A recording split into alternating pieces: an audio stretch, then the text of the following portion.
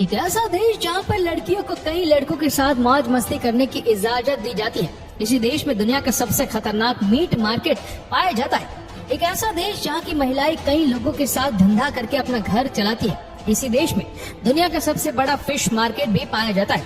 इस देश के सीम रीप और नाम पैन सिटी की नाइट लाइफ बेहद अतरंगी मानी जाती है।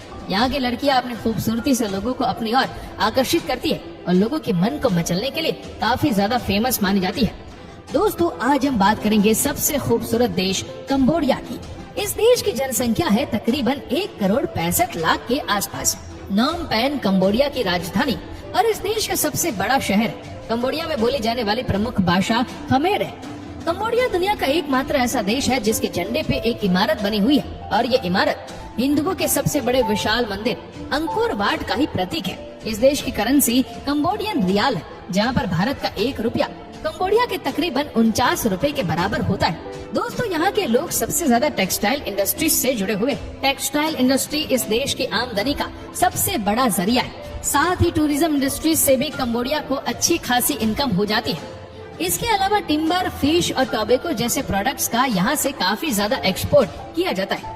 दोस्तों, कंबोडिया में आज भी राजाशाही चलती है और साल 2004 से अब तक नोरोडोम सिहामोनी ही इस देश के किंग बने हुए हैं। यहाँ पर कई समुदाय ऐसे हैं जहाँ शादी के बाद लड़के अपनी पत्नी के माता पिता के घर रहने के लिए चले जाते हैं। दोस्तों, कंबोडिया में एक अजीब परंपरा निभाई जाती है। यहाँ के कोन गांव में आज भी पसंदीदा हमसफर को चुनने के लिए लड़कियों को कई लड़कों से मौज मस्ती करने की इजाजत दी जाती है। इस परंपरा में जब बेटी शादी के लिए उम्र लायक हो जाती है तो पिता अपनी बेटी के लिए एक झोपड़ी का निर्माण करते हैं। इन झोपड़ियों को कंबोडिया में लव हट्स कहा जाता है। यहाँ पर लड़कियाँ पार्टनर या किसी भी अनजान पुरुष के साथ इन झोपड़ियों में जाकर मौज मस्ती कर सकती है। सुनकर भले ही आपको खराब लगे, लेकिन महिलाएं रोजाना नए पुरुषों के साथ मौज मस्ती करती है।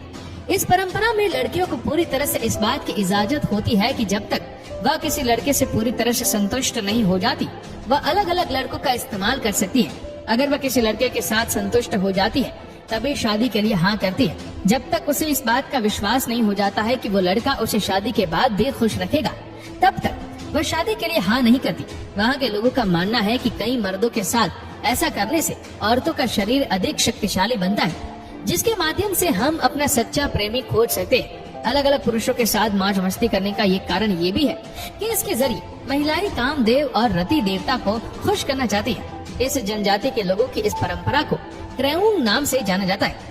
दोस्तों, कंबोडिया से बहुत सारी महिलाओं को हर साल शादी करने के लिए चीन भेज दिया जाता है, क्योंकि गरीबी के कारण कंबोडिया की बहुत सारी महिलाएं एक अच्छे जीवन से वंचित रह जाती है और इसी वजह से वह चीन जाने के लिए तैयार भी हो जाती है।